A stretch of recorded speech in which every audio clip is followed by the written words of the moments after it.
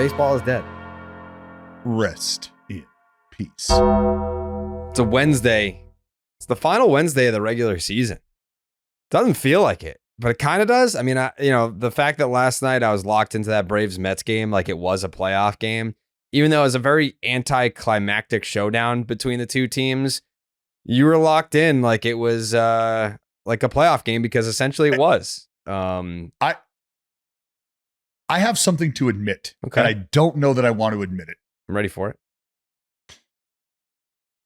This fucking expanded playoff picture is, I'm not going to tell you it's doing it for me in public. I'm not going to tell you that. Fuck you, Jay. I'm not going to do it. But I'm going to tell you that, yeah, it helps. It helps swallow a season that's not going to work out for you and your boys. It helps you swallow that a little more. And I think specifically right now, because the races have looked the way they have with the teams that are involved in them, it's not a matter of like, doormats that are being shaken out and maybe getting in to the party. That's not necessarily what this is. This is teams that should have been, could have been, were, are not, and now could be. And there's jockeying going on. And isn't that the madness that was supposed to ensue? Isn't this the excitement that was supposed to follow this kind of stuff, irrespective of the win-loss record? Wasn't this supposed to be how it was supposed to go? Pretty much, yeah. I mean, all the division races outside of the NL West are boring as fuck. So, I mean, I feel like anytime that we've been talking about postseason races on this particular show, we've been very locked in on, for a long time, it was the American League wild card. The National League wild card picture was pretty spaced out for a long time, and then that tightened up. I think the whole idea with adding the extra wild card teams is the idea of getting more than just a 2-team race somewhere. Because I feel like a lot of these division races, you're going to get a 2-team race, and then by now it's a no-team race. But with this expanded wild card picture, you've got 3-team races. I mean, it depends on how deep you want to go. 4-team races. But it's been very exciting, and it's made for very interesting baseball for the last week of the season here. And that's really all you can ask for in this position. It's all you want. It's all you hope for. Is there something that I can root for? Is there something exciting going? Oh, there is.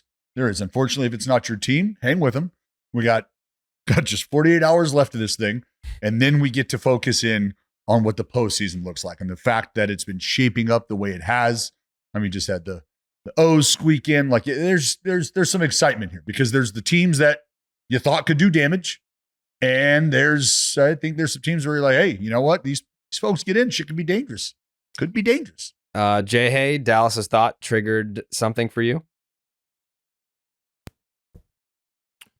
No, I just thought I saw where he was going with the postseason format stuff. And, I'm kind of more neutral on the whole format discussion. It kind of is what it is at this point. I think it is funny, though, how things that felt like races and this is part of covering the sport every single day, or every week, is that things that feel like races in the moment or for 85, 90% of the season, some of them don't even end up looking like races in the end. Like when we go back and look at the standings 4 or 5 years from now of the 2024 season, you'll be like, oh, the Yankees won the AL East by, 6-7 games. It's like, oh, okay, well, that was also like it was a back and forth race for 90% of the season, and then it kind of frittered away. I don't even think you mentioned Mariners Astros as a back and forth or a race when you were recounting that stuff.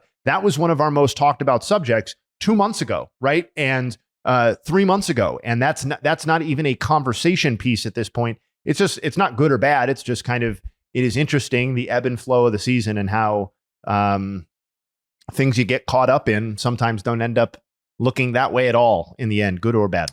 Well, those schedule makers are a bunch of motherfuckers because they have Mets Braves going on right now, with the Braves taking the first game and Chris Sale yet to be deployed today in the middle game.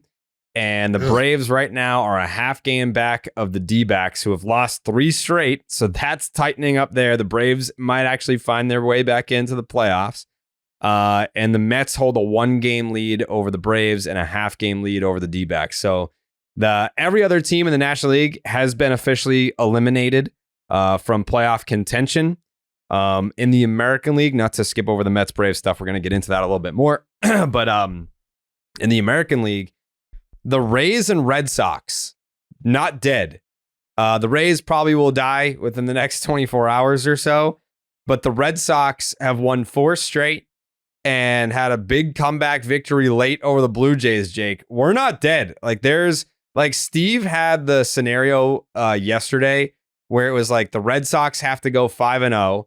The Twins 2-4, the Mariners 2-4, and then it was like the Tigers had to go 2-3 or something like that. And then I went to look up when is the last time that every team that needed to do what they had to do had such a stretch, and they were all currently on a stretch like that. Obviously, the Red Sox haven't had a 5-0 stretch since I think it was late June into early July. So the Red Sox part of it seems to be the most difficult that needs to happen. But as far as the other 3 teams, what they have to do for the Red Sox to get in if they go 5-0, very much on the table. So I don't know. I'm not saying that it's over. I mean, I know what the statistical probability of it is, but the Red Sox are not dead yet. It's very crazy to even say that out loud. So they're 3.5 out with how many left? They're 3.5 out with what, 5 to go? 4 to go? 4 or 5? I don't know. I don't know if you guys have 4 or 5 left. 4 and 4 left. Okay. I mean, you got 24 hours to burn this motherfucker to the end. Mm-hmm. And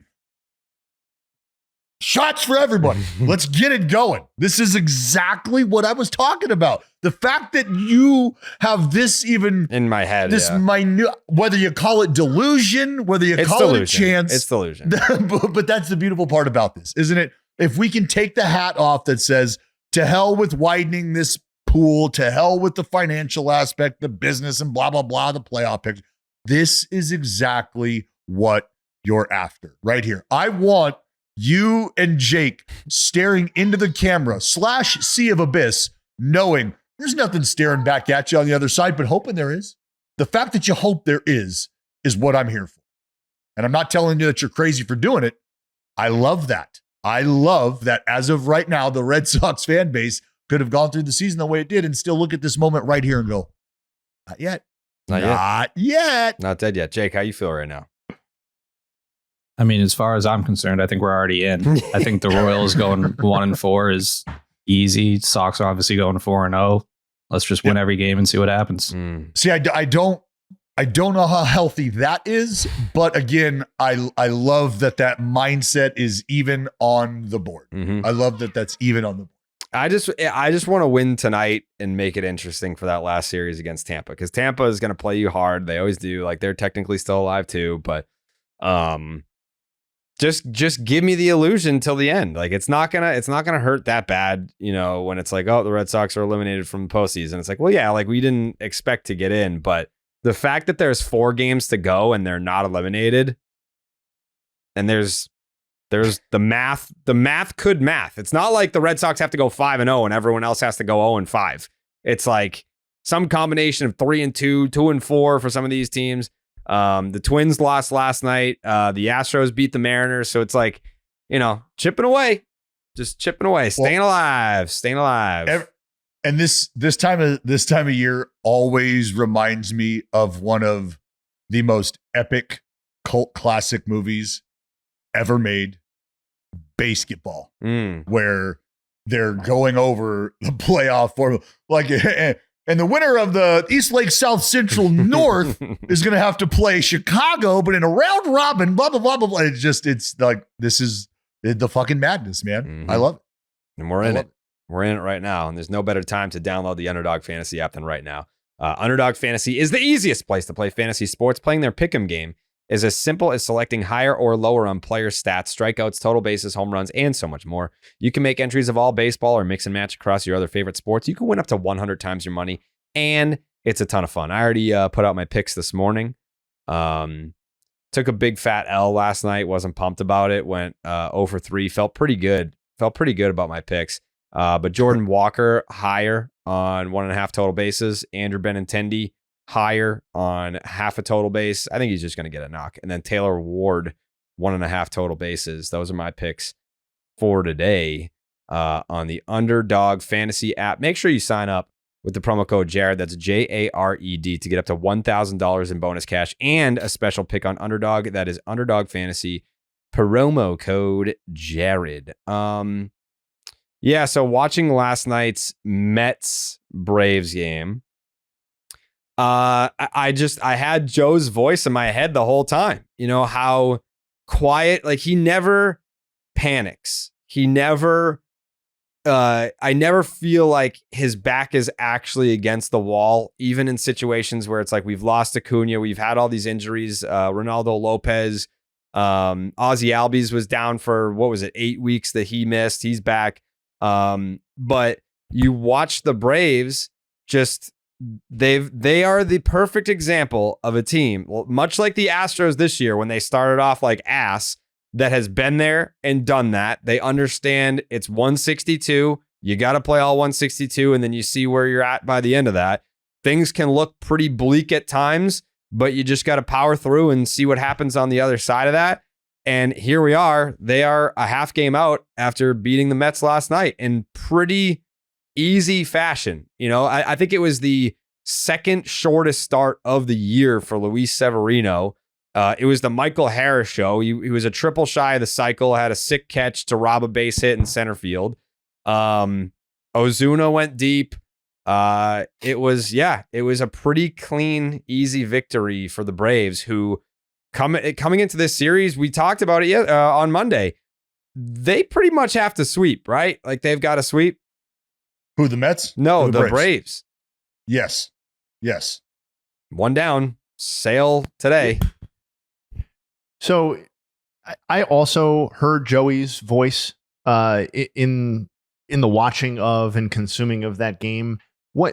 And I think it was interesting that some of the concerns that we've had about the Mets, kind of bigger picture, cropped up individually in this game, namely like, how does your starting pitcher stack up against the other starting pitcher in a big game or a postseason series? And obviously you touched on Luis Severino not matching Schwellenbach last night. It is funny though. Like I feel that like I felt that Joey is never rattled or not confident about the Braves until the postseason starts. Yeah. Because what I saw last year in person was a guy who was very, very concerned about not finishing off the greatest offensive season of all time, right? And not bringing home a World Series victory. He was very tight that entire experience. And it is, I'm not even disputing what you're saying now, because I feel the same way. It almost feels like this is a house money scenario for the Braves, and ruining the Mets' chances is as important as the Braves actually making the postseason. Mm-hmm. Perhaps not to all Braves fans, but to the Joey scenario specifically. Whereas last year, it felt like all the pressure was on the Braves and they were playing the Phillies, which is the exact opposite dynamic recently as exists between the Braves and the Mets. So I think there's a lot going on here. There's a lot. It's a great place. Yeah, it's a great place to lie in your fandom, where your team is absolutely competitive and could be a long postseason run contender. And then also that same team has every reason to not be in the position they are currently in. That is why it feels like house money, because you could go through the laundry list of reasons, of injury reasons, why this team should not be here. And you're going, and we still are. So if we win, look at how great we are. And if we don't, were we really supposed to when we're light all of these impact guys? Like, we're not going to have how many dudes that should absolutely be making a mark on this series, on this stretch, and in the postseason. A lot of them. How many of those do we have? A lot of them. Or we don't have any of them. So sorry. You know, we're just going to keep plugging along. Oh, look at us. So that's why it feels that way. Because there's every reason to believe that they should have stumbled. There was every reason in the face of what the Mets have done to feel like the way this schedule is going to pan out, these last three could very well have been the eulogy, the service, and the wake all at the same time. And now it's not, because you got the fucking hand coming up out the casket and Braves are going, I mean, they're about to pull an Undertaker. I'm going to ask you guys a question. I want your honest opinion. Are the Braves underdogs? In their mind, they are. What about in your mind? I think it's. No, I think no. If you're giving Jay, if you're given the injury thing that I just said any sort of credence whatsoever, how are they not? I give the injury stuff an enormous amount of credence that you just said. But what I will not concede is that the team of TBS and Ted Turner and the 1990s and basically no break in success in their recent franchise history is an underdog. They also have a recent World Series championship. So we can't even say, oh, this team that's been good for a really long time is trying to win something post 1995. It's like, well, that's also not true anymore. So no, not an underdog. See, I got them. They can be a team that's overcome adversity. That doesn't make you an underdog. Okay, so then your underdog label has something to do with where your permanent fixation is in the game right now as well. Is that the Tigers in this postseason are underdogs. Okay. Well, yes. Oh, absolutely. Correct. I mean, for sure. So then the Tigers, and that's what I was getting at. The Tigers and their position in this fixated picture, meaning where you're organizationally at, where your roster construction lies, what the future looks like. Are you an underdog comparatively? Yes, absolutely. So to that degree, are the Braves? Absolutely fucking not. For everything you just said. That's why I said the injury stuff, like in the moment, whoop, we suck it in right here. Everybody that's going to be participating in this, where do the Braves stack up in that regard? And that's why I said if they don't have all of the guys that we've listed, that we've talked about, and they don't have that going for them, like you lose who was supposed to be your ace, right? Like nobody saw Chris Sale winning the Cy Young Award this year. Everybody would probably have Spencer Strider in that conversation before they have Chris Sale in that conversation. Well, Strider's gone, right? Ronaldo Lopez now on the shelf. You don't have Riley Acuna, blah, blah, blah, blah, blah. You have a lot of firepower that you're not going to be able to deploy. So moving forward, your group, my group, where do we stack up? That's what I was getting at with the underdog. It would be, does the underdog factor, is the deciding factor that they're going up against the Mets, who are the underdog? I mean, like the whole thing with Max Scherzer saying, yeah, they told me they were going to fucking rebuild for the next 2 years. And no one was looking at the Mets this year, at least, as, yeah, that's a playoff team. They had the talent. I'm not going to sit here and say that they, it's like this scrappy team. Oh, here we go. My house is on fire again. Well, I would argue that for the same reasons that we're talking about the Atlanta Braves being in the position of not an underdog, is it fair to say that the New York Mets, with their spending power and the things that they have done recently to try to bolster their club, takes them out of underdog relegation, takes them out of that phase? I think it's helpful to look at it on a sliding scale, right? Or sort of a gradient of underdog, right? Because here's the thing. All of these fan bases are going to try and craft narratives for why their team is an underdog. It happens every year. It happens internally on these own teams. You always hear, nobody ever believed in us. And it's the team that was projected for the most wins prior to the start of the season that everybody put their money on, prior to, nobody believed in us. It's like, okay, well, you were overwhelming favorites to win.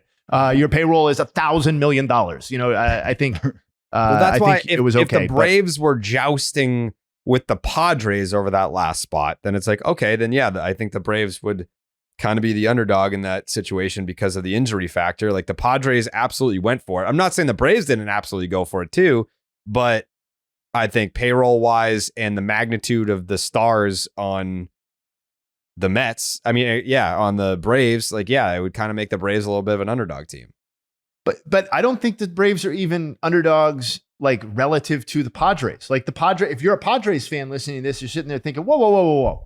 This team that won the World Series 3 seasons ago is the underdog, and the Padres have spent $1 billion on 3 players, but not last season into this season. They cut payroll.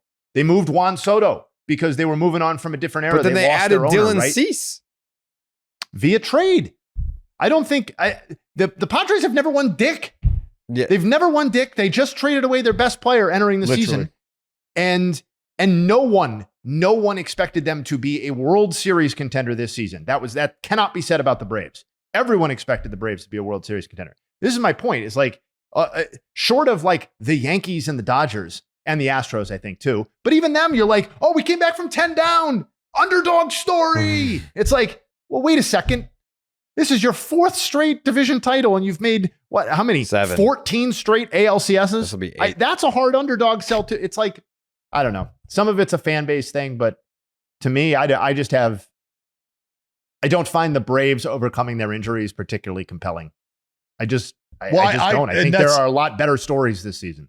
Well, I think it's just tough. It's tough to erase. It's tough to erase the impact of, because that's what it comes down to is we start talking about these impact guys. There's going to be names that we mention, and I think there's always a name or two that makes an impact and takes over a postseason to an extent for their team, or is clearly the clear-cut producer of that team, and that gets you to fall in love with that guy. And then you start to play the hypothetical game if your team comes up short. Well, damn, what if I had Reynaldo Lopez to take the ball? What if Spencer Strider was going up against Peterson and not, somebody, I don't know. But yeah, them doing it without Acuna doesn't excite me. We already saw that. And B, that would actually just make me sad.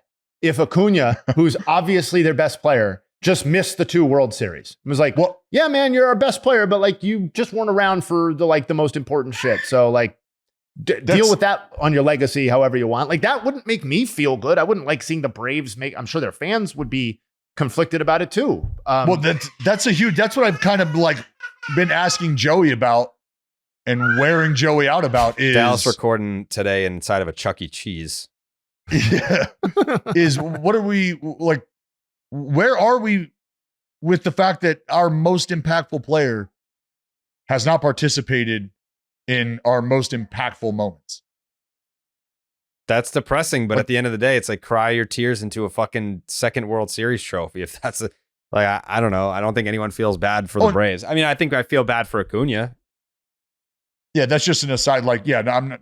Yeah, no one's feeling bad that you've won the World Series. Been knocking on the door now of a second. Yeah, no one gives a damn. Yeah, but when we start to talk about why they're projected, where they can go, and when Ronald Acuna is a part of that conversation, it's World Series. Well, he's not a part of the conversation. What do? They win the World Series. So if the underdog narrative does have any impact because of the injuries, it almost feels like Ronald Acuna Jr. kind of gets deleted from that conversation anyway, because he hasn't been there. So losing him almost tells you is of no consequence because they've reached the mountaintop without having to drag him and without him, period.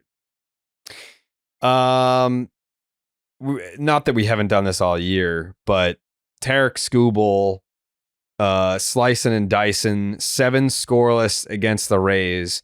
I went back and looked because, not to make it go back to the Red Sox, but like Tanner Houck, for example. Tanner Houck was an all-star this year, wasn't even supposed to be in the rotation, and someone that, even still, when you look at all of the numbers, he's made 30 start. He just made his 30th start, and it's a 3.12 ERA. Excellent. It is 178 and 2/3 innings. Excellent. He's allowed the fewest home runs on a rate basis in the league.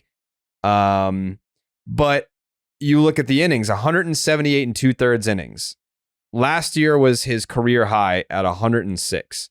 I think when we look at Skubal, everyone's like, well, yeah, like classic Skubal, just going out there and dominating. And it's like, well, hold on a second. Tarek Skubal, after his start last night against Tampa, where he went 7 innings, 192 innings. We've got already in line to win the Triple Crown. He's 18-4, a 2.39 ERA, 228 strikeouts. That all leads the league. His FIP leads the league, 249, ERA plus 170. That leads the league. All of it leads the league. A whip under 1. Last year, he threw 80 1/3 innings. 80 1/3. His career high was in 2021 when he threw 149 1/3 innings. 2022, 117 and 2/3 innings. So he is blown past uncharted waters. He's made 31 starts, 192 innings. It's a 2.39 ERA, and it's a Triple Crown season for a guy that was a first-time All-Star this year.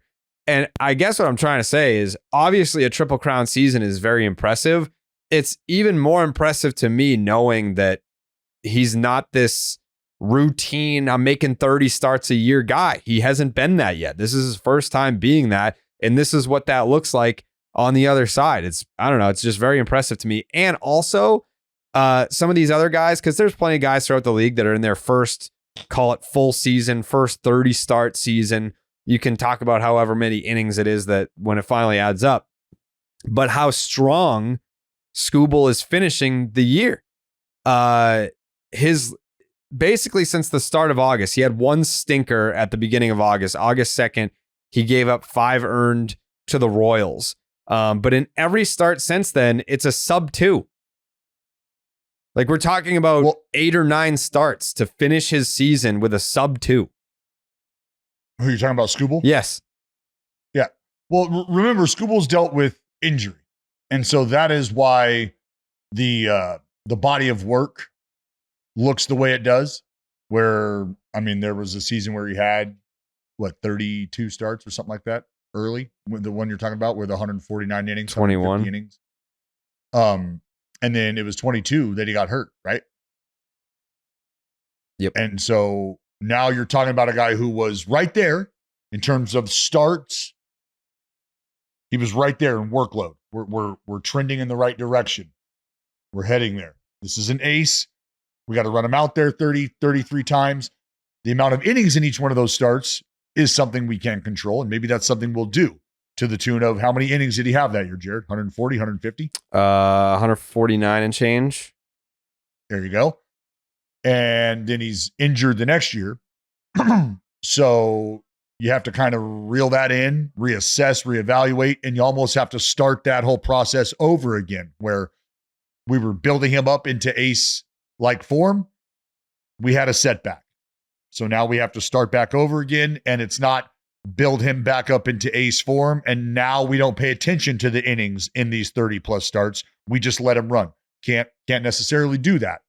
And now, this season, you feel like you're in a better spot to allow him to go out and pitch and perform to the extent that his body will allow.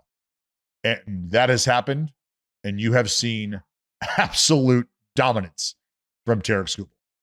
Dominance. And that's where I'm like, I've talked to AJ about Tarik throughout the season. And manager of the year, AJ Hinch? I mean, if they're giving that award to guys who don't come in first, maybe Stephen Vogt. But I think there might be a guy who comes in first, not named AJ Hinch. Mm-hmm. At least that's where my vote is. For obvious reasons. But I do think that, I mean, just the way that AJ's been like, look, man, like the conversations I've had with this dude about wanting to get deep in the game, and the fact that I, as a manager, feel like I am going to have to fight my pitcher when I walk out there to take him out. He's like, I love that. I love that. And there's been times, and AJ said, there's been times where, like, we're looking at each other like, do we, you know what? That's Tarik Skubal. And I'm going to let him tell us when he's done. Or I'm going to let the other team tell us when he's done. But I'm not going to do that to this dude right now. And he's talked about how that has paid off, right? Like trusting in who this guy is, trusting in the conversations you're having with this guy and the feel for who your player is. And Skubal has repaid him with that trust by performing the way he has. So when you talk about like who he's becoming, I always just take caution. There was an injury there, but when you start to look at how you bounce back from that and how you would like to see a guy trend, this is textbook. Jay, you have a thought? Yeah, I mean, I as far as Skubal goes, it's just nice when expectation and hype kind of meets performance and you know, or maybe even exceeds. And you know, he know he had never done what he's done this season, but it was kind of cool that he gave us a taste of what may be coming last season. And I know everybody knows this, but depending on where you start, either from the beginning of August through the end of last season, he had a 2.15 ERA, or if you prefer to start at the beginning of September, when he ratcheted up even more, he had a 0.90 ERA over 5 starts in September. So and a 43-4 strikeout to walk ratio. So I know he was a trendy, buzzy, damn near the favorite for the AL Cy Young, but he's going to win the AL Cy Young in a walk, probably unanimously so, I would think. And, it's one of the great, I had this as a nug, but there's no reason to save it. Like, it's one of the great recent seasons by a left-hander that we have seen. I mean, his combination of 220 strikeouts and an adjusted ERA of 170 or higher, the only other left-handers who have done that in the wild card era are Big Unit, Kershaw, Sale, Snell, and Johan. I mean, it's the guys you would think, right? And he joins that list. So this is about as good as it gets. I mean, he's fucking blowing 100 miles an hour from the left side. Well, and I think we also, we also just need to appreciate that, like, in the era where no one, or obviously not no one, fewer people throw 200 innings pitched, and fewer people are going, all the cliche stuff, 7, 8, 9 innings, whatever. Like, this is basically this is the best that it looks like starting pitching in 2024, 2025. Like, Skeens has a lower ERA than this. Skeens doesn't have the workload. How would it still be a lower ERA over Skubal's contributions? This is basically as good as it gets, and should be treated as such. So, tip of the cap, obviously, and a weapon that makes them that separates them against just about every other team in any sort of postseason series. Not to say that they would be a favorite, but having Skubal as your opening item, assuming that that's how it gets to line up for them, would be devastating, I would think. Jay Hay mentioned those last 8 starts from last year.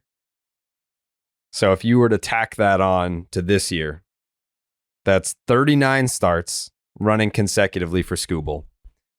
He is 23-5, 27 quality starts. It's 240 innings, 294 strikeouts, an MLB best 2.29 ERA, a 0.88 WHIP, and an 11.03 strikeouts per 9, averaging 6 innings per start. That's 2.5, or that's a season and a half worth of work. Mm-hmm. Yeah. Yep. Best in baseball. Pretty good. No real argument.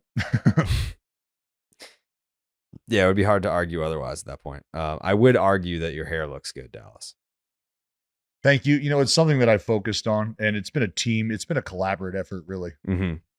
The collaborative effort being Hims. Me and him, but Hims. Mm-hmm. Men, mostly. When we leave the house, it's phone, wallet, keys, and how's my hair look? But if you're experiencing hair loss, you may not be so confident when you step outside your door. It's time to get that confidence back and restore your hair with Hims. No man wants to lose his hair, but for men, it's actually very common. And right now with Hims, the solution is very simple. Try Hims Hair Loss Solutions, and you'll be joining hundreds of thousands of subscribers who got their flow back. Men, real talk, the only real thing that's worse than losing your hair is waiting forever for it to grow back. That's why you need Hims. And you can start seeing your hair grow back in as little as 3 to 6 months. Hims provides access to a range of hair loss treatments that work, all from the comfort of your couch. Hims makes treating hair loss very simple with doctor-trusted treatment options like clinically proven ingredients like finasteride and minoxidil that can regrow hair in as little as 3 to 6 months. They offer personalized chewable oral spray and serum treatments so you can find out what works best for you. The process is simple and 100% online. Just answer a few questions and a medical provider will determine if the treatment is right for you. If prescribed, your treatment is sent directly to your door. Hims has hundreds of thousands of trusted subscribers, so you can feel like you're losing a part of yourself So if you feel like you're losing a part of yourself with your hair loss, get Hims and get your confidence back. Start your free online visit today at hims.com/BID.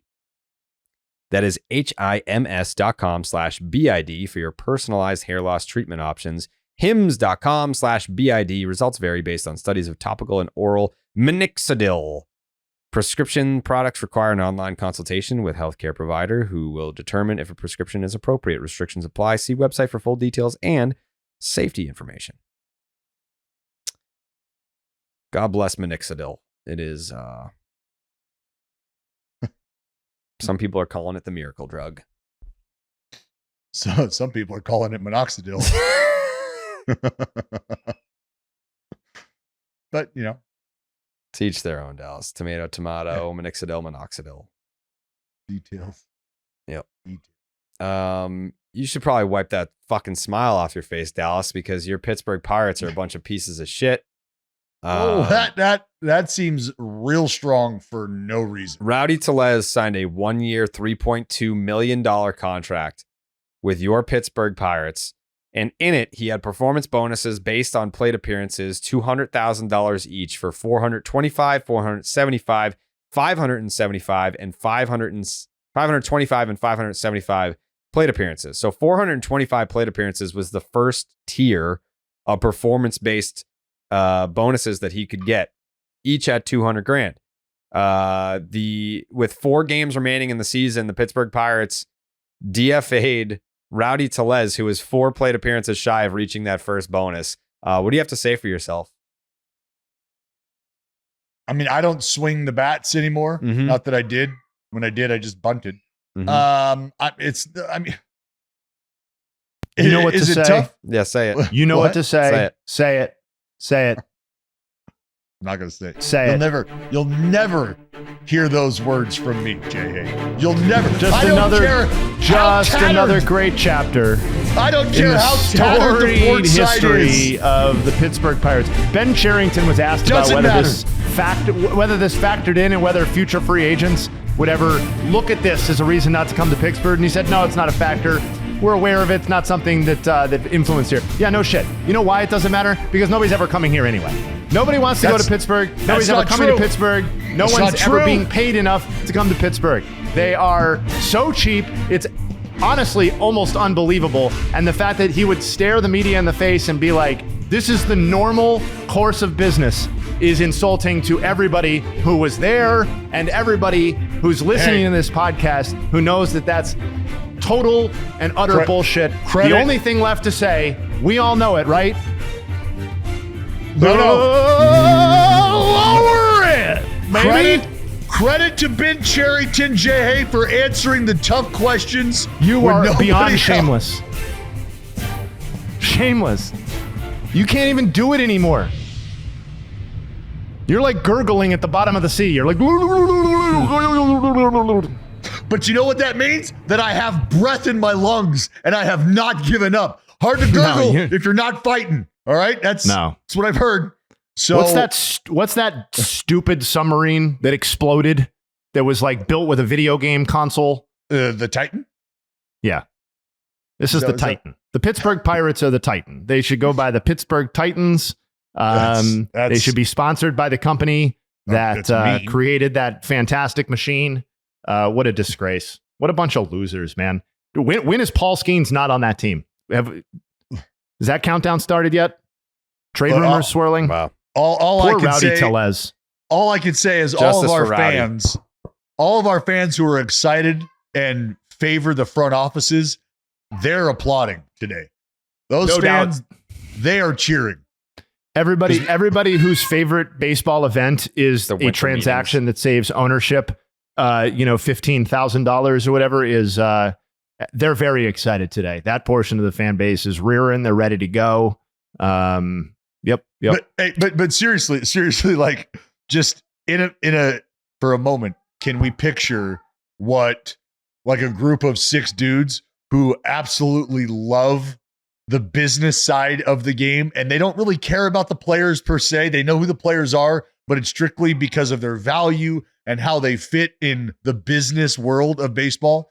Is there 6 dudes right now with a thread going, Oh, Benny C in Pittsburgh. What a dog. What a dog. He's got that dog in him. No, God you know what? Is there someone wearing a Ben Cherington jersey to work today? You know why that's not the case? Because that only happens for GMs and front offices at the very beginning of the tenure, where you're drinking 100% of the Kool-Aid all the time, and you think that this master plan is going to be the master plan that works for you. Didn't work for them, definitely going to work for us. That period is well over for Ben Cherington. One final point that I want to make on this is that I understand Rowdy Tellez was not playing well and had no future on the Pittsburgh Pirates. I'm not arguing that. But what I'm a little bit confused about is why you waited till 4 plate appearances shy and or were surprised by the results that Rowdy Tellez contributed, given that they were on some level a carbon copy and on some level definitively better than what he delivered the Brewers in a similar number of plate appearances last season. So I don't know what their metrics internally suggested. Oh, Rowdy Tellez is going to have a big bounce back, and that never happened. But he was marginally better than he was last season, and I would think that that's kind of the player that the Pirates signed. So, like, I don't even it's a remember little what I was gonna say disingenuous. now at this point. I don't even remember what I was going to say. What did I ramble on too long? Is that what you're saying? No, I had my finger up to inject with a point. Oh, I'm sorry. I had baseball reference on up. I wasn't looking at the screen. That's my bad, man. I'll lay out. What do you got? I have a Ben Cherington t-shirt. You fucking would. I Yikes. do. So that's the Kool-Aid. That's what it was. Okay. Exactly. Uh-huh. Yeah. There's That's your guy. So like in 2013, maybe 2012, around there, WWE was selling t-shirts that CM Punk was wearing, and it would say like, I'm a Paul Heyman guy. And then I found a website that basically like you can put anyone's name on it, and it's the same font and same design. And I have a t-shirt that says I'm a Ben Cherington guy. That's diabolical. I'm not going to wear it today for that reason. But I do own one. Yes, there is a Ben Cherington t-shirt out there, and it might be one. I think it is one of one, and I have it. So we have found the creator of the Ben Cherington applause thread right here. Jared Carrabis. Jared Carrabis. No. Yes, no. What are you talking about? No. You don't. intentionally are you gonna let him designed deflect this? this Are you going to let him t-shirt. deflect this, Jay? You intentionally He's designed trying to take this the t-shirt. heat off himself for defending the organization. Said, I want to root for Ben. T-shirt's over 10 years old, Dallas. T-shirt's over 10 years old. Didn't see that coming. Yeah. Didn't see that coming. That t-shirt don't fit me anymore. It's a tough day for Dallas. Obviously, I know he's personally very close with Rowdy. And so he feels for him on this day. But I think this is an opportunity for growth for you. 4 more bats, Jay. Hey, we could have turned it around. For you, and just say, I made a mistake. Mm-hmm. I made a mistake jumping on this bandwagon, or this ship in this case, and I'm considering getting off because of how disgraceful it is. Maybe that's the sort of thing that would trigger, maybe some sort of mentality change there in Pittsburgh to stop, cheaping out on their on the contracts that they sign. Do you have any idea how hard? Did that? The 2052 World Series is going to hit for me. Do you have any fucking clue? What, Pirates A's? Right? Yeah. So the Dallas have your Bowl? fun now. Have your fun now. We're right around the corner. We're right around the corner. I would respect this so much more if he said, yeah. I know it would set them up for a grievance, and that's why it's not happening. Maybe they're going to get hit with a grievance anyway. It's so fucking disingenuous to sit there and say it didn't have a factor. You can say you don't think it's going to have a negative impact in the clubhouse. I don't think that would be the case personally. I think it would, at least a temporary one, if not, or there's just such an organizational malaise in Pittsburgh that, impacting the clubhouse isn't even a thing that matters. But there's no way you can sit there and say that it was not impacted by it being 4 plate appearances shy of triggering a $200,000 bonus. Yeah. Ownership didn't want to pay it. That's all. That's all that there is. And I don't think you're going to get pushback from anybody on that on a serious note. Yeah. On the serious front, you're not zero going to get factor is what he said. Remember, and just to your point, Jay, about the about the impact in the room. Do we remember who the dude was that stood up when their all-star closer was scuffling It was at the Rowdy beginning of the year? Tellez. Who was taking the arrows? It was Rowdy Tellez who stood up and said, hey, not this dude. Do you realize what this dude has done for you? Do you realize who this dude is? I'm going to need all of you to give him the thumbs up and fireworks show. None of this badgering Rowdy stuff, or none of this badgering David stuff. No badgering Bednar, not around here. Yeah. And now it's Rowdy to Davy Jones' locker. Well, from one shitty organization to another, we have to talk about this Larry Beil clip, Dallas. What a rant. What a rant. I feel like you guys would be best pals. The fans. Is that the letter right there? This is the letter. This Yep. is a great work of fiction, by the way. Oh. Yeah, that's what it is. So many A's fans would say this explanation is both weak and long overdue, but we're finally hearing from Fisher about exactly how we got to this point in time. Fisher says he knows the A's are part of the fabric of Oakland, and then goes on to explain his version of reality. Fisher says when he and his business partner, Lou Wolf, bought the team back in 2005, quote, our dream was to win world championships and build a new ballpark in Oakland. Over the next 18 years, we did our very best to make that happen. We proposed and pursued 5 different locations in the Bay Area. And despite mutual and ongoing efforts to get a deal done for the Howard Terminal project, we came up short. Now, he goes on to say, I know there is great disappointment, even bitterness, though I wish I could speak to each one of you individually. I can tell you this from the heart. We tried. Staying in Oakland was our goal. It was our mission, and we failed to achieve it. And for that, I am genuinely sorry. Now, over the weekend, the A's hosted the Yankees for the final time at the Coliseum, and it was emotional. They got swept in 3 games, the A's did, but the series brought out some of the biggest crowds of the season to the Coliseum. The final series ever in Oakland starts tomorrow. The A's hosting the Texas Rangers. The very last game at the Coliseum is set for Thursday afternoon, starting at 12:45. That game is sold out, by the way. Cheapest resale tickets are going for around $65. In typical A's fashion, they raised the price for the last game. All right, so you heard Fisher's statement. Let me tell you what reality is, okay? John, you tried 5 different, extremely flawed stadium proposals. You never got even close to a shovel in the ground. Yes, Oakland politics is often a mess. I will give you that. But John, you surround yourself with incompetent yes men. And because you were born into a billionaire family, apparently never learned you have to spend money to make money. See Joe Lacob and the Golden State Warriors, your buddy, who still wants to buy the team. John, you're a serial penny pincher. You've destroyed your family's great name and legacy because of your cheapness. As for the statement about loyal A's fans, quote, I wish I could speak to each and every one of you individually, end quote. Seriously?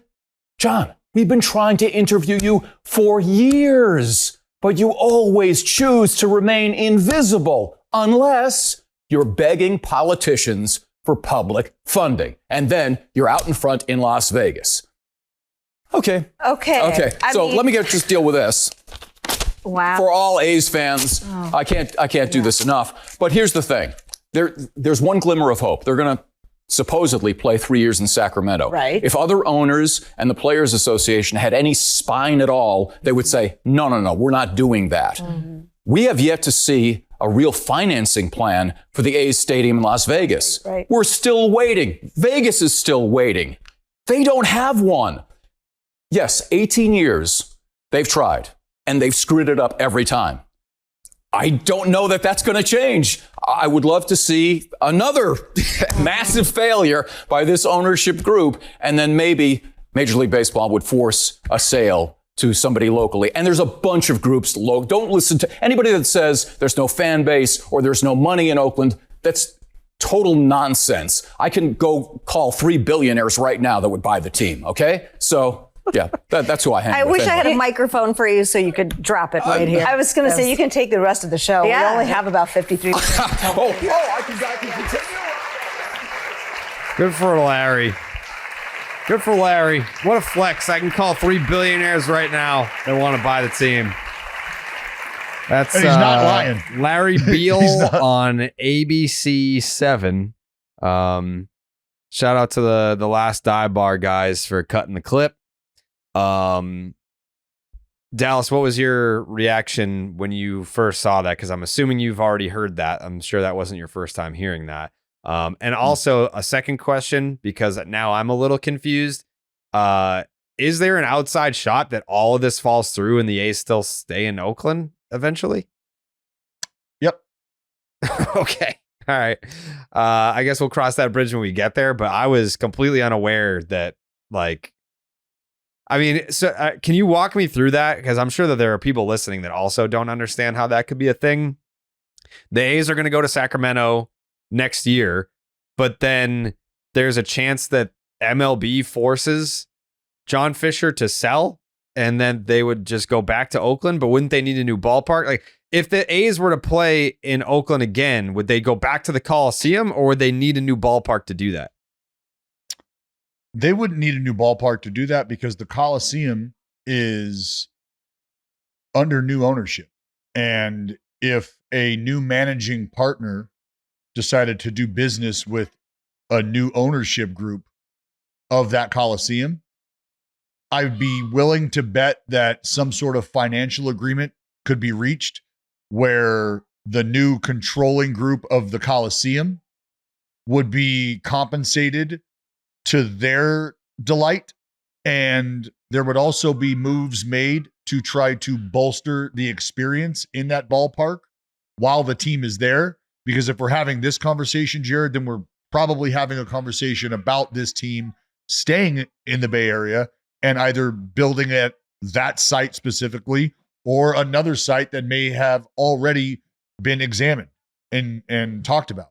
So in terms of where the organization is at specifically in this process, again, I'm not going to speak to that because I'm not in the meetings and to give you the fine detail on where they're at phase-wise.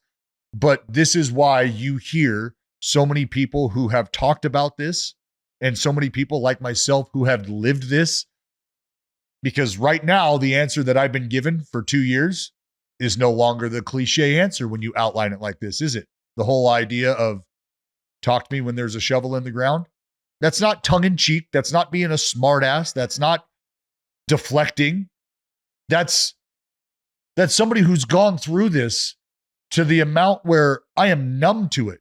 And all I can do is tell you, when there's a shovel being dug somewhere, that's as close as we'll ever have been to having an answer about this. That right there. So whenever that happens, that's when we'll know. That's when we'll have an idea of where we're at. But when you talk about the financing and all that stuff, Jared, that's where it gets so convoluted, is because you can hear two sides say the exact opposite thing and want you to believe that it's true. And I don't have time for that. I don't have the interest in that anymore because I've lived it. So when ownership groups and city politicians get together and try to figure things out, I just have to wait until there's a shovel before I can say or acknowledge anything. And it's been quite a while. So, I mean, my next question, I feel like I already know the answer being there's no way to know, but what would you put percentage-wise likelihood that the Oakland A's play baseball in Oakland again after this year? Whether, I mean, I'm not saying next year, obviously, but like at some point, what do you think the likelihood is that the league would actually step in and the end result is the A's going back to Oakland? Is there any way to tell? We're at such an interesting time right now with the commissioner's office and the game as a whole, how it's going. So when we talk about stepping in, I think about what's going to happen when it comes to broadcasting these baseball games and what we have seen happen with the regional stuff and what's going to happen, mark my words, within 5 years, Major League Baseball, and probably sooner than that, within 5 years, Major League Baseball will be running everything. They will run everything. So you'll have your streamers and they'll be able to figure that out. But ultimately, Major League Baseball is going to be disseminating its content completely vertically, in my opinion. And that starts to pave the way for aggressive plays like that, where somebody injects themselves, the commissioner or a group, whatever, and says, This is what has to happen. And it's going to happen because of X, Y, and Z. The unfortunate part of that is the track record shows that that's probably going to benefit an ownership. Jay, hey, you got to bounce. Do you have any thoughts on this quickly before you leave? I think it's nice that people are getting to say their piece. People with, in the positions to do so, with the leverage to do so, are saying stuff. I'm not going to rehash everything. I think the whole thing is a tragedy. I think it's disgusting. And I just hope that the fans get whatever they want to get out of the final homestand. And obviously it'll be incomplete, but I hope there's some level of closure or satisfaction for them there. But those are my thoughts on that. All right. Jay Hay's got to bounce. We'll do extra nugs tomorrow. Family Feud tomorrow with Jay Hay hosting it. But we'll round out this episode with Dallas. Just me and Dallas. Yeah, I'll save my nugs in the fryer. They'll still be fresh. I'll save them for tomorrow. Quick final thought though, and sign up with the promo code Jared on Underdog. That's Underdog Fantasy. Promo code Jared for up to $1,000 in bonus cash and a special pick on Underdog. Thank you, Jay. See everyone for the feud tomorrow. All right, Jay Hay. You enjoy the rest Later, of your brother. day, pal. Do you know this guy, Dallas? Yeah. You guys get along? Yeah. Is this? I don't we're not friends per se, but we're, professional colleagues, if you will. He's interviewed me. I've spoke with him. He's been out to the Coliseum over the years. Absolutely. There's nobody in the Bay Area that I have any issues with whatsoever. I was just asking. Maybe it's a potential guest at some point. Yeah. No, it's yeah. Obviously, it's tough for me to answer some of the questions just because of the position I'm in. Mm-hmm. But that's why you have seen and heard so many people that have been around this for so long take that stance. And that's the first stance we take, is because it's almost bulletproof, right? Because I'll be able to keep telling you that, but the reason I can keep telling you that is because I've lived it. This isn't me just picking up a party line and going, oh yeah, well, you know what they say, wait until there's a shovel in the ground. No, I'm the dude who was staring at physical renderings, small little miniature fields, right? This is where you're going to be playing. So I live that as a player. And then after the fact as well, as a fan broadcaster, right? And now here I am again. So what have I learned? Well, until you build something, till somebody builds something, till somebody starts building something, oh, what can I say? What good is my opinion? It's just that. It's an opinion. Beyond just the Oakland stuff, just with the Sacramento stuff, is there a likelihood that the Players Association steps in and says hey, this ballpark that we're supposed to be playing big league games in next year in Sacramento is not up to a big league standards? Is that something that could happen? Well, what's funny, Jared, is I just went to the ballpark 2 days ago. Mhm. Just went to the ballpark in Sacramento. Took a cruise around, checked out the area, checked out the surrounding area and stuff. What I find really interesting is that we talk about big league. We use the phrase big league. We use the phrase show when we are describing the way things are done, accommodations that are made for us as players in the big leagues. And when we just sort of laugh and go, well, are you serious? They'll do that? And you go, buddy, it's the big leagues. Yeah, of course. It's your dream world. What do you want? They'll do it. Why? Because it's the fucking big leagues, dude. You get what you want. It's the big leagues. So that's how we operate. That's how we go through our worlds. And then to think that same mantra is going to set up shop in a place that's going to have artificial turf in one of the hottest regions in the state without a roof, and the accessibility / inaccessibility of some of the areas as we sit today for the players and what that's going to create. There is a lot of work to be done to make this experience even close to big league. And they've got, And so I'm like really 6 months. curious to see what's that. And they've got 6 months. And so I'm really curious to see, on both sides, like, because the optimist in me wants to say, you know what, if the story is written and this is in the stars and it's just a matter of unfolding, then wouldn't I want this region, a region that I'm very familiar with, a region that I grew up in, wouldn't I want them to be able to try to keep baseball in their life somehow, some way? Of course I would. And does that mean that I want it moved? Well, fuck no. I don't think I have to explain that. But if they're going to be there, well, isn't this what these fans are going to want? Like, aren't they going to want to, they're going to want to show that they can support this. They're going to want to show that they deserve, that they can support something like this. But if it's not the big league experience, I'm curious to see if that support wavers.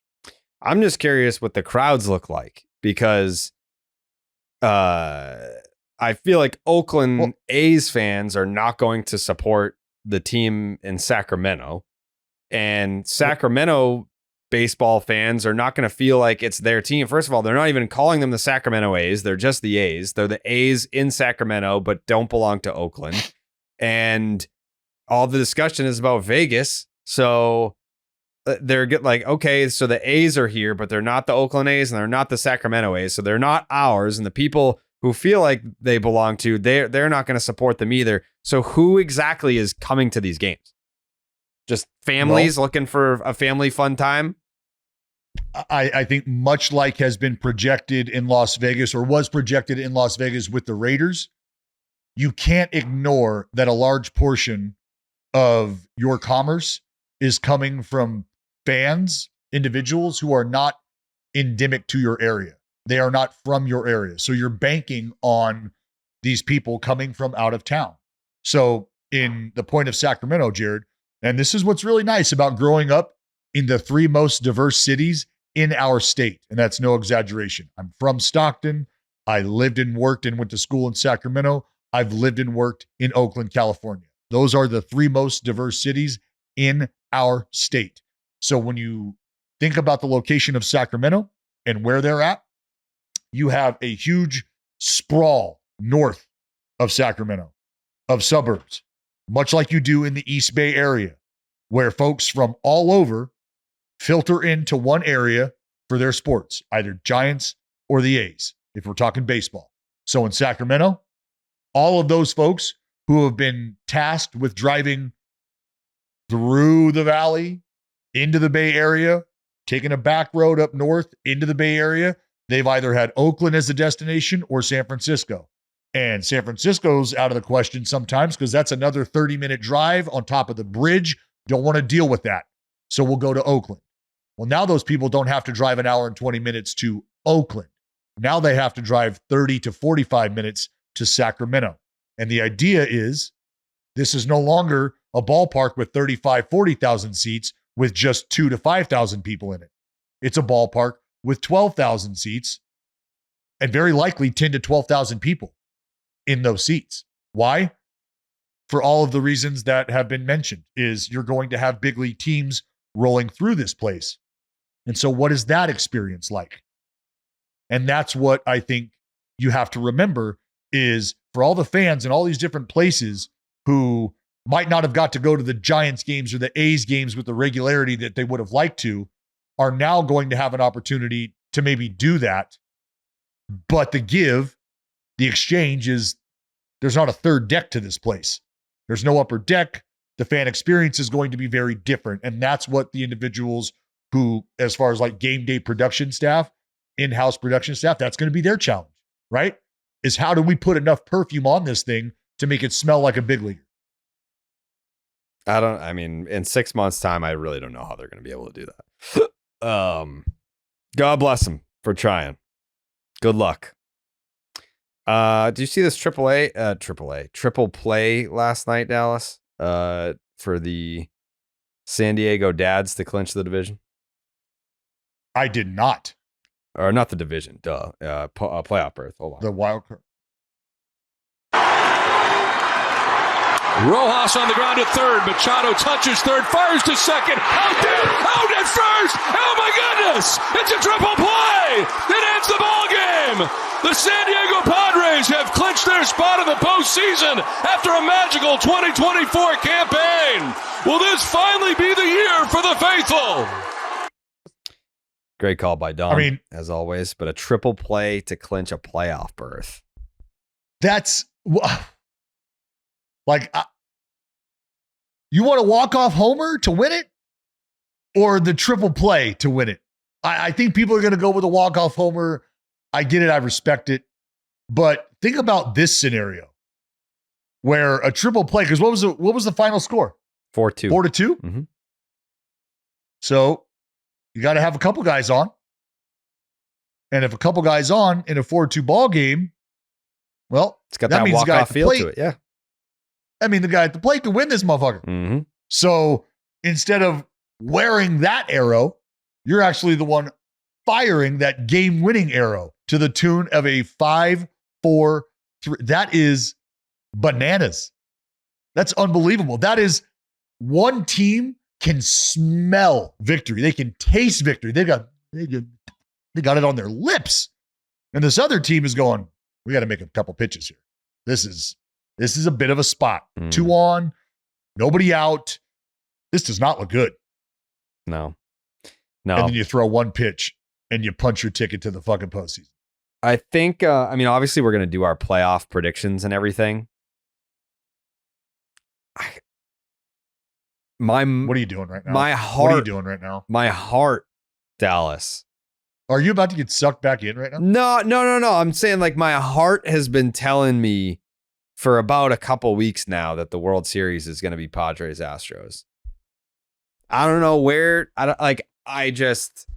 My heart and my brain, I think, are aligned almost on Padres Astros being the World Series. That's what I feel in my soul. That's what I feel in my soul. Are you with me or are you against me? Or do you want to save it for the predictions episode? You can do that too. Would probably, I'm not going to, I don't have to save this. I don't have to save the fact that you're wrong for the predictions episode. Oh, you think I'm wrong? I don't want to, you know what? Oh, you think I'm wrong? That's a little aggressive. I don't want to tell you that you're, I don't want to tell you that you're wrong. You don't I want agree? to tell you that you're wrong. I don't agree. Okay, that's fine. Save it for the predictions episode. Because I have to see a bracket, first of all, to see what that tastes like. I'm just giving you my preliminary gut feeling World Series pick. I mean, that is strong. So you're just riding the momentum of the Astros. You think that's going to carry them through? I think that they're the best team in the American League. What is it about the Padres? You think the Astros are the best team in the American League? Yes. Okay. What is it about the Padres? I think that they are very well-rounded and something finally clicked with them. Like, I think if you go back to, must have been, I don't even know, when would they have played game 100? They were 50-50. Whenever they were 50-50, since then, they have the best record in baseball. So, like, it's not like they're just on a run or they're getting hot the last couple weeks. Like, they've been the best team in baseball for a decent amount of time. And I mean, you can chop up whatever sample size you want and to fit your argument. Like, oh, the Astros have been the best team in baseball since this point. The Detroit Tigers, best team in baseball since August 23rd. You can chop it up however you want. But I tend to lean towards larger sample sizes. But again, this is not an official pick. It's just what my gut is telling me right now. I have to see the bracket. I have similar feelings, similar thoughts about the Guardians. Oh, no, the they're Guardians not going to win a playoff series. Being a team that can compete. No. Why would they not win a playoff series? Well, because they can't hit. They can hit. Okay. They can hit enough. They can hit Well, enough. you got to be able to hit more than enough in the playoffs. They can pitch. They can pitch. They can play a little defense. That's their one fallback, or not fallback, their one drawback is that they don't have the extreme firepower offensively. But that's why I say, remember what I said about That's the what you Guardians You need it. Power sprinkled throughout the lineup. Mm-hmm. Sprinkled. Well, I actually, that was the one team that I was hoping that you wouldn't say. I have nothing personal against the Guardians, but I was like, please don't say something stupid here, Dallas. And then you did. You said the dumbest pick that you could have. Why the Guardians? They just, I mean, how many times do we have to see the exact same formula the Guardians trot out in the postseason and they don't do dick? What, for their lack of success? Yeah.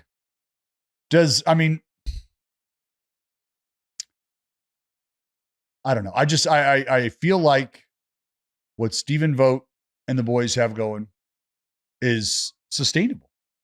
Yeah, to get there, no like, doubt. Like, no part of me is saying, wow, that team didn't deserve to win the division. Like, yeah, okay, they were good enough to win the division.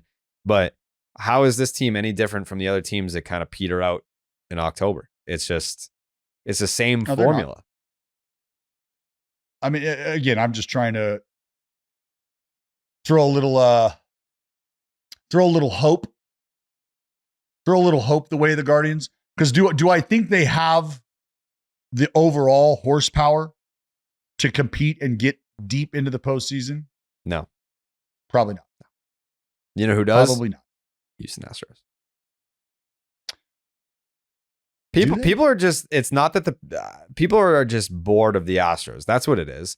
They want to have the cute pick. They want to be like, oh, look, no one else was picking this team and I picked them.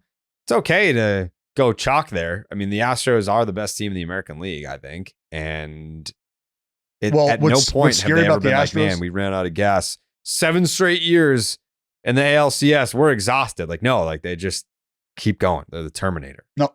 And what's scary about them is that they continue to, it was Kyle Jeremy Tucker's Pena back, who showed homered up last night. Well, Kyle Tucker's back. Yadier Diaz doing what he like. There's every reason. This is what we've talked about with the Astros. There's every reason to continue to believe, which is why I said what I said when Joe Espada was saying what he was saying. Mm-hmm. You can't look at this group and think that they're just done, that they're just defeated. It was going to be a matter of them getting healthy. Look what happened. They got healthy. They clicked. They ran away. I don't want to give up any more prediction episode spoilers. When would that episode be? If it would be that Monday, right? The last Monday of September, because October 1st is the Tuesday. Okay. I'm excited for that shit. I'm excited for the streams. Dallas, when are you getting in here? Are you getting in on that Monday? We're going to do an in-person Game pod? day. Oh, Game you're getting day. in. You're getting in on the 1st. Yes. Okay. Game day. All right. That'll be fun. Yeah, I'll be there. Because what time do we have times? Do we have a time slate? I believe so. Let's see. MLB postseason schedule. Well, we may not have times yet. I think for the wild card, I don't think we have times yet because we don't know who's playing where and all that. And I'm gonna tell you, it's hard for me to get off the Phillies. I've been on the Phillies. It's hard for me. I mean, I'm also like, I love the Phillies. Yeah, no times yet, just dates. Well, that's why I threw the Guardians, is because it's not my full commitment pick out there by any means. This is just hey, let's have some fun with this.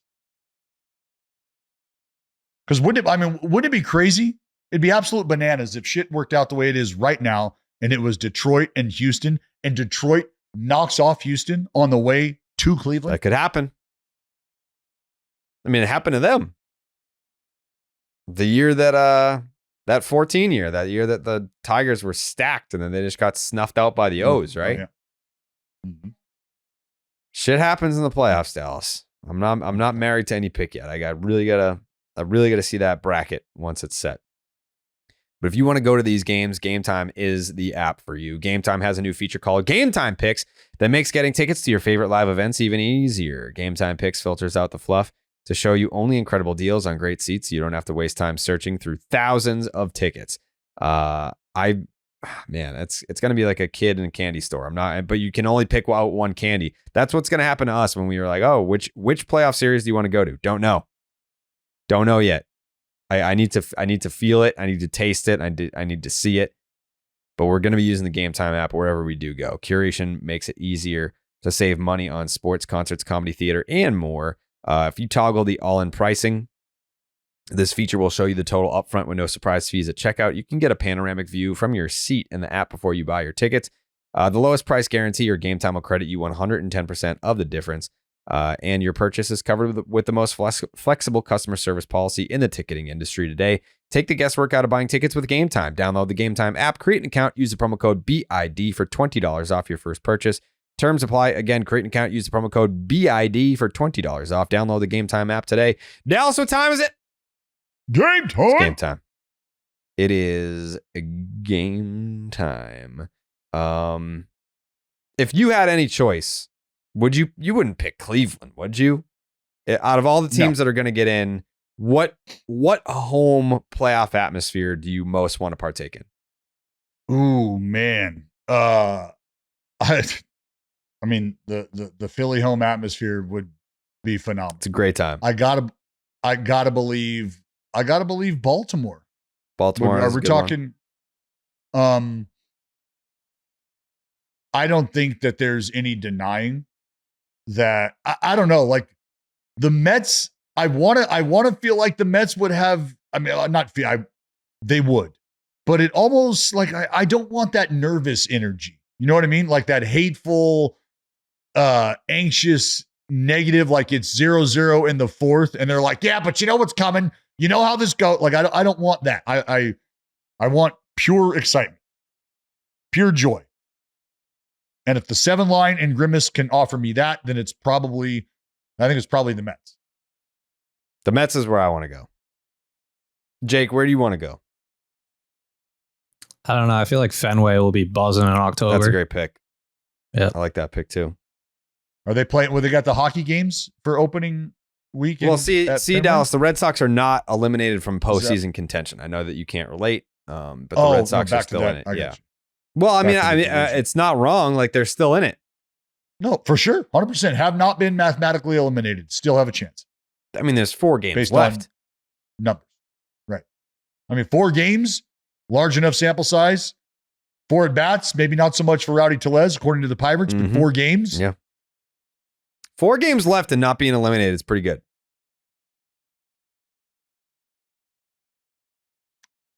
That's one way of looking at it. We win tonight. If the Sox win tonight, you'll Dallas need to win again tomorrow. If the Sox win tonight, Section 10 is going to be about the playoffs. I think the last episode was about offseason big picture. The episode before that was about asteroids and penguins and what else did we talk about, Jake? Mexico, yeah. Scared to go to Mexico. Why? I like penguins and Mexico. Well, yeah, I don't think that there are penguins in Mexico, are there? I mean, at the zoo. Yeah, probably at the zoo. I've seen Breaking Bad too many times. Tuco. You just got to know the right people. I mean, it's not like you're going to fucking take a left into Cartelville. Well, we don't know. You never know. But yeah, that's what we were talking about. So if they win tonight, that's a playoff episode. It's a playoff episode. Can't wait. As it should be. Like I said, you win tonight, you got to win tomorrow. And then from there, we can do that. The next day. I'll be there on Sunday. Shout out to Game Time, but I'll be there on Sunday for the last game. I mean, if that's, imagine the Red Sox clinch a playoff spot on Sunday. It would be the most confusing playoff team ever. It's epic. It's epic. Game 162, 2012. Like imagine Oakland Oz. Imagine like we've been talking about how this team is 500. They're so disappointing and like, oh, can't wait until next year when they call up all the prospects and that's when we really go. And then they're like, just kidding, we're making the playoffs. Yeah. See, that's a house money. That's a house money seat. Yeah. That's a house money seat. Crazier Underdogs, things have happened. Of course. They just got to win. They just got to win 4 straight. That's all. Against a last place Jays team and a 4th place Rays team. Well, how's it go? Don't let us win tonight. Mm-hmm. Don't let us win tonight. Yeah, because we got Dick Fitz out there. And then who the fuck See? knows after that? I don't know. We shut down, Devers is shut down for the year. Kenley retired. We don't even have a closer. We don't have our best hitter or a closer. Kenley's shut down for the year. Liam Hendricks, I think, he was supposed to come back in August. Didn't happen. But don't let us win tonight, because then That's it. You let them win tonight, boys. Things start to change. Mhm. Things start to turn around. Yeah. But either way, download the Underdog Fantasy app. Use the promo code Jared. Got to do that. $1,000. Our dear friend Charlie Blackmon has called it a career, Dallas. Done deal. Yep. Starting 9 alumni. What a run. Great run. Hell of a run. Let's see. Not to get into any personal information here, but I'm curious to see what his career earnings are. $138,298,500. Yep, that's a pretty good career. Yeah. 4-time All-Star, batting title, Mhm. 2-time Silver Slugger. Yep, Mm-hmm. that's a pretty good one. Some black ink on here. Yes, there is. 2017 hit 331. That was the year he won the batting title. Led the league in total bases, 387. Scored 137 runs to lead the league. 213 hits to lead the league. 14 triples. I don't think of Charlie Blackmon as fast when I think back, but As a 14 triple triples to lead the league. Well, I mean, he could move a little bit when he was younger, and you got some room to run out there in Colorado. From 2013 to 2019, he hit 306 with a 363 on base and a 517 slug for an 880 OPS. What is that? 7 seasons? Yeah, 7 seasons. Yeah.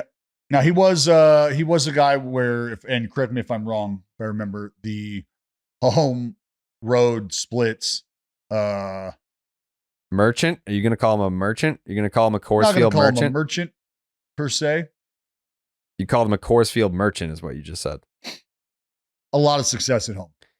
At home in his career, 329, a 390 on base, 551 slug. That's a 941 OPS at Coors Field. On the road, 256, 315 on base, 407 slug. That's a 722 OPS. So just a little difference. Yeah, there's a gap. I don't know how wide it is, but it's a gap. But either way, congratulations. Charlie Blackmon, hell of a career. Hangs it up after 14 big league seasons. Turned 38 That's this awesome. year. You get the rest of your life ahead of you. 140 mil in the bank. Can just go fuck off and do what you want to do. God bless him. Job well done. Yeah. To the house for Chucky Black. To the house. To the house he goes. Anything else from you, Dallas, that you'd like to discuss today on this Wednesday? See No, how just I'm a the- good friend and I haven't even brought up the A's ass hat that came out? I legitimately thought that was a joke. No, that's a real hat.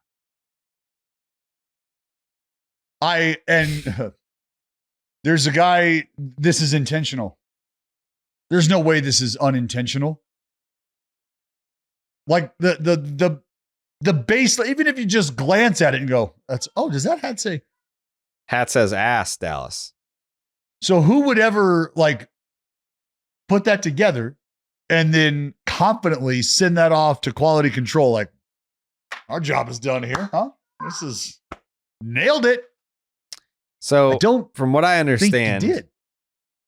it is it's pulled from the store. So you can't buy the hat anymore. Oh, why not? I don't know if it's sold out or No. I would How love to about buy this? the ass hat. Yes, if you have an ass hat, I would love to buy it.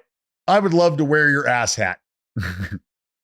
So please reach out, get in touch. I want your ass hat. I think that it hit the store, people bought it, and I don't even think that they're gonna refund everyone. I don't think that they're even gonna send. They don't want these in circulation. I bet. No, I would think that they don't want them in circulation, but there's no chance. Some didn't get made. Yeah, so some have already been sent out. I don't know that some have been sent out, but I bet you they've been manufactured. It exists somewhere out there. So we need someone from Fanatics. We need a mole from Fanatics to be like, I got a box of ass hats. Where you want them? Where you want them sent? There's going to be a fucking, oh my God. I don't wear hats, but I would wear an ass hat on the wild card stream if we get those in time.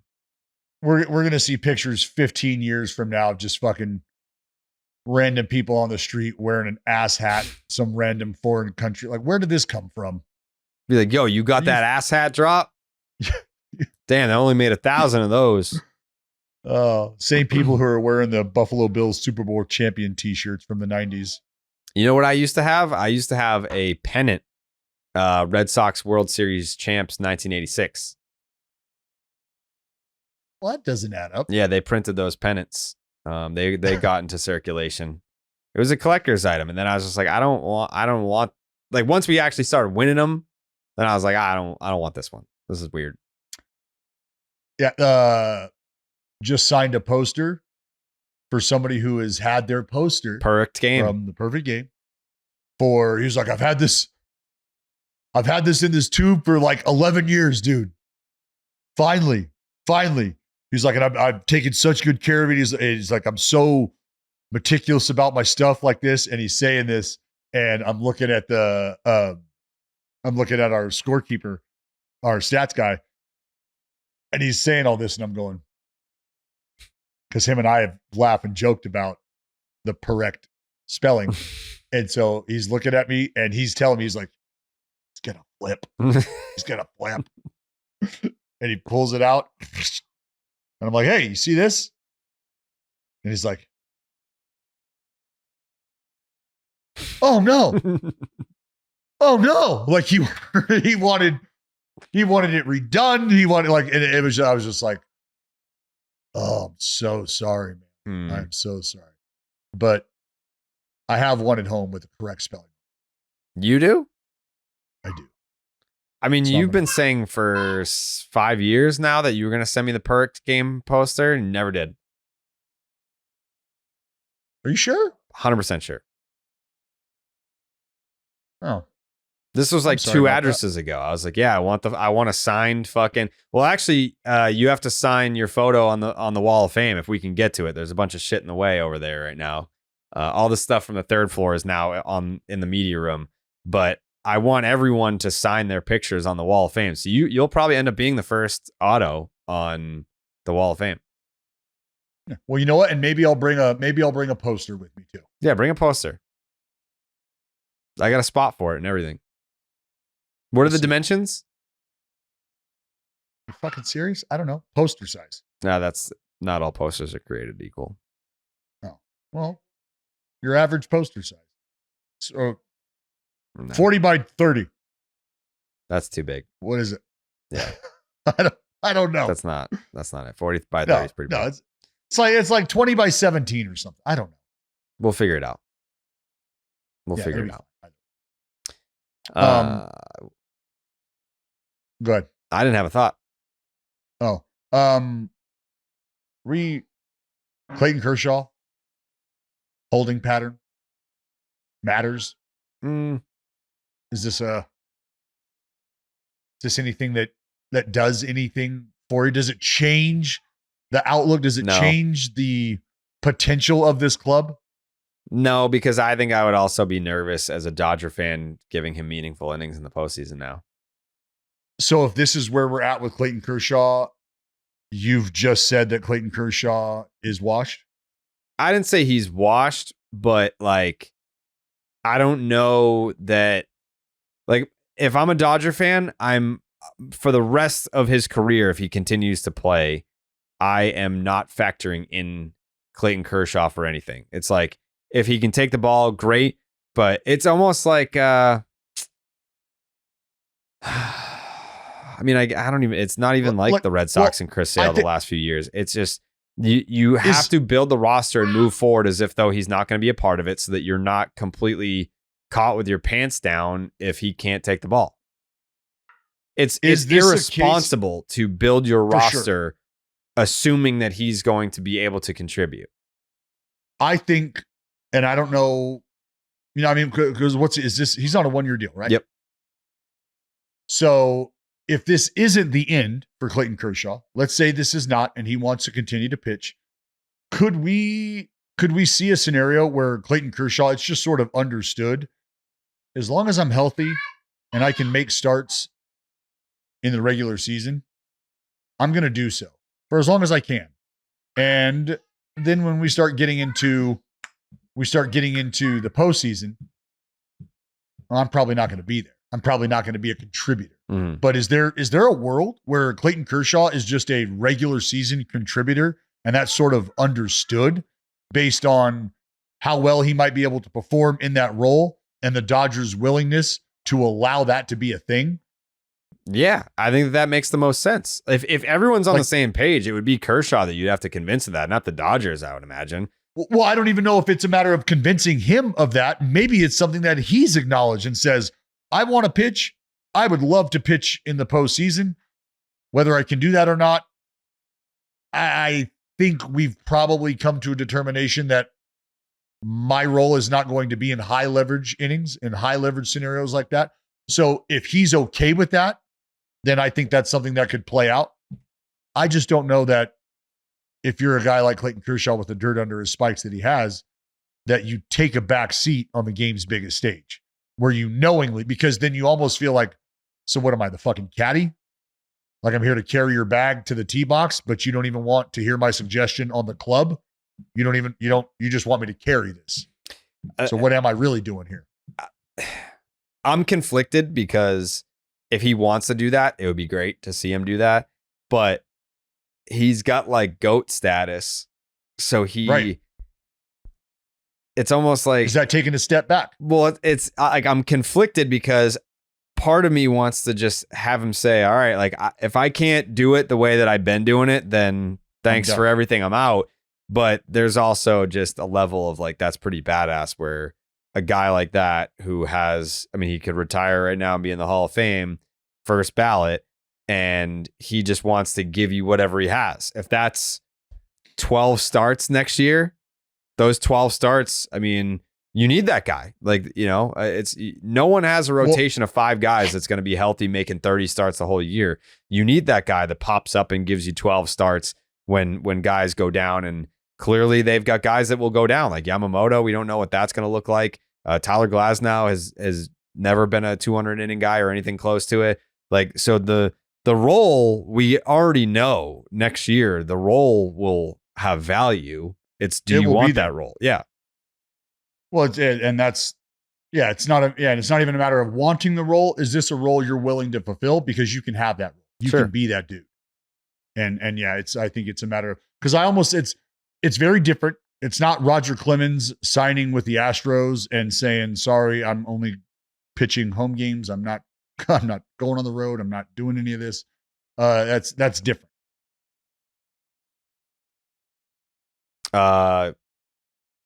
He did that with the Yankees. What? Only pitching at home? That was with the Yankees? Mm-hmm. Yeah, that was with the Astros. Nope.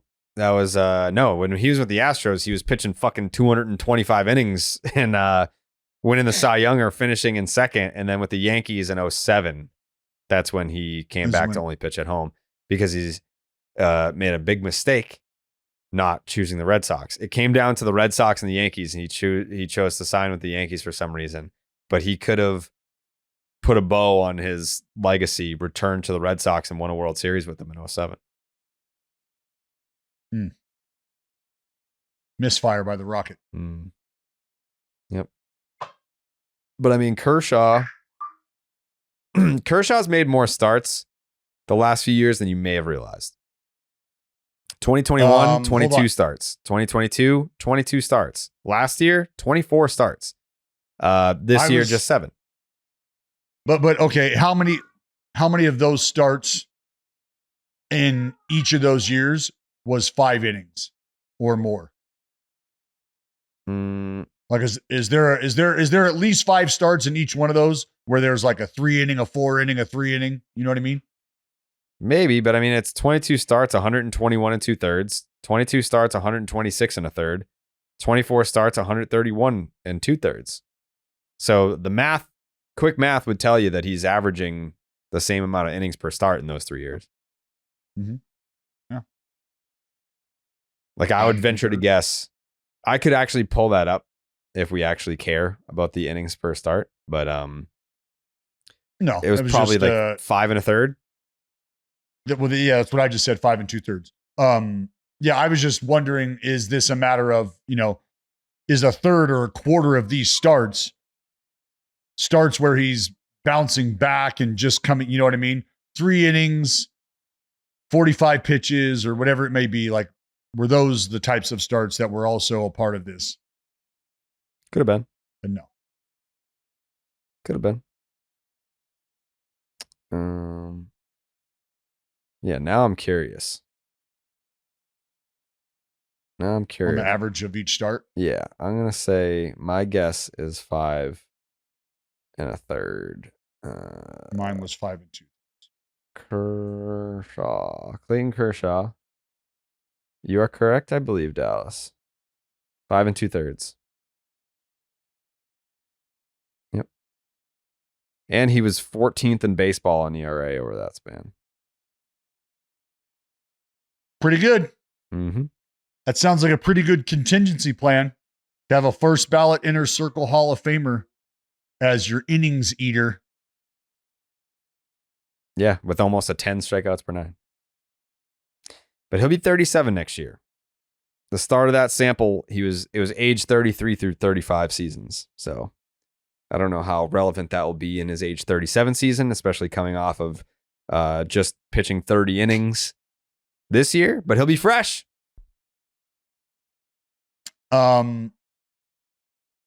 Is there any substance to the Chicago White Sox entertaining Grady Sizemore as the permanent answer to their managerial position? Or is this just something you have to say because you appreciate Grady Sizemore stepping in and finishing this job, finishing this season? Or is this something that you are genuinely interested to see if it can work or not? You got to believe that they've talked to Grady. Maybe they've talked to folks in the clubhouse, right? Players. Hey, how are things going? What was the reception like? And as much as we think about that, we also know that this could very well be the franchise or the organization who doesn't really care, isn't really interested in that. And you know what? Now that Grady's in the building, we'll hire him. Keep him here. Is it crazy to say that Tyler Milliken could manage the Chicago White Sox and it wouldn't make much of a difference? Put Milky on the 1s and 2s and you're not, I don't know how much you're missing. Is that what you're getting at? I'm saying you put Milky in there and I mean, they might still lose 120 games, but they're certainly being managed differently. That's for sure. They might rally. They very well could rally. I'm really curious to see if they genuinely entertain Grady Sizemore as a candidate. Because I think for their front office and the narrative around their front office being in-house and, it's just movement within, isn't this an opportunity to dispel that or to start to move away from that? I mean, you can speak to this too, Dallas, like with the whole Kotze situation as a manager, like you're not getting fired because the team is not good. I mean, and that's not even, I think the A's situation now is much different than it was when Kotze first took the job. Like the A's have been playing good baseball for the last 3 months. You can see. Well, this is why, and so for Grady Sizemore, if this is a guy who, when he was a player, was a young, dynamic stud and was a part of the wave of a future of an organization. If you're a player on the White Sox, don't you fancy yourself as something sort of like that? Like I'm here and I know the team success has not been great, but I know who I want to be. I know who I think I can be. And I want somebody who feels that same way about me. I want somebody who feels that same way about our group and the prospects of our group. I want them to have a positive outlook on my career and my teammates' career. And I want somebody who has an idea of what that feels like. Grady Sizemore's that dude. Mark Kotze, when you got 17 years under your belt in the big leagues and you have served a multitude of roles that Mark Kotze has, he is a guy who has watched teams have success at the highest point and knows why. He's also somebody who understands what it's like to struggle and what it takes, what it's required to get out of those spots. You just said it. The A's, one of the better teams in baseball over the second half. Mhm. And that's not by fluke. It's not by mistake.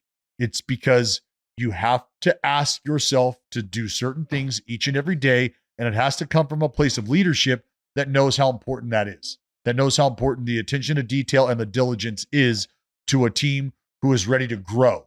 That's who the Oakland A's were at the beginning of the season. They're a completely different group of players today as we sit with 5 games left in the season. Completely different. And a large part of that has to do with the tutelage of the man at the top. I just, God bless him if he wants to take the job. It's a job. It's a managerial role. There's only 30 of them, and it's one of them. So you take it and maybe hope to parlay it into something else later down the line. But we were talking to some folks in Kansas City. We went to the Royals game, and these individuals were just like, there are too many people working for the Chicago White Sox who don't belong in baseball at all. like should not have jobs with a major league team. And there's plenty of those people working for the White Sox. So you take that job and it's like, all right, at least with the A's, we've seen they can suck and then they rebound and then look it, they're back in the playoffs, or they have the ability to find the diamond in the rough or the reclamation project. The White Sox, to me, have not proven to have been able to do that at all. No.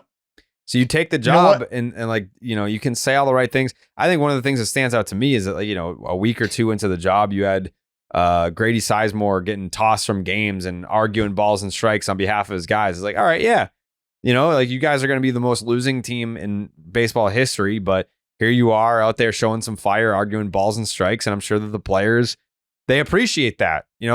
Was Tony La Russa, if he was managing this team, was he going to get up and, from his nap and go argue balls and strikes when you're on pace to lose 125 games? Probably not. So I'm sure the players appreciate a manager that's young and has some life and actually gives a shit. So there's value there. But like I said, they could put anyone in that job and it's really not going to make a difference in terms of wins and losses. Could you imagine walking into the room and seeing Tony La Russa in the corner just yelling at like 4 stand-up fans? Tony, what are you doing? I'm giving it to the fans. They've been giving it to the fans. It's the wrong fans, Tony. The wrong fans. Just not quite on track.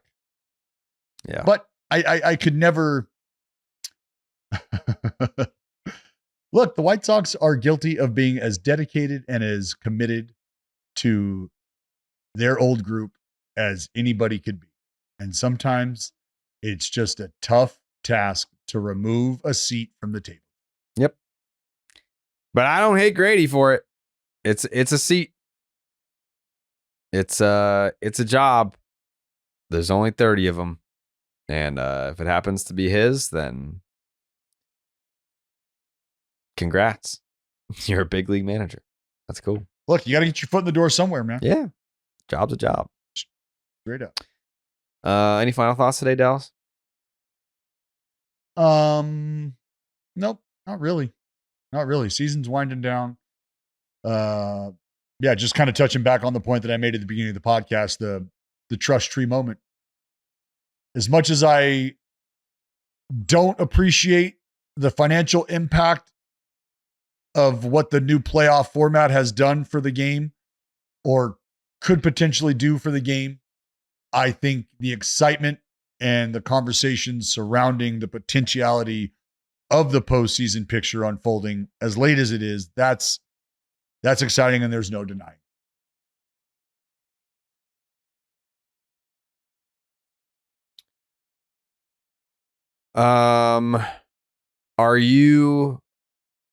Is there anything special happening tomorrow in terms of the podcast recording? What's your schedule look like tomorrow? I know it's a very big day. Yeah, I need to be there early. Okay, so what time do you want to go? I mean, if we're gonna do, I need to be leaving my house at like 8 a.m.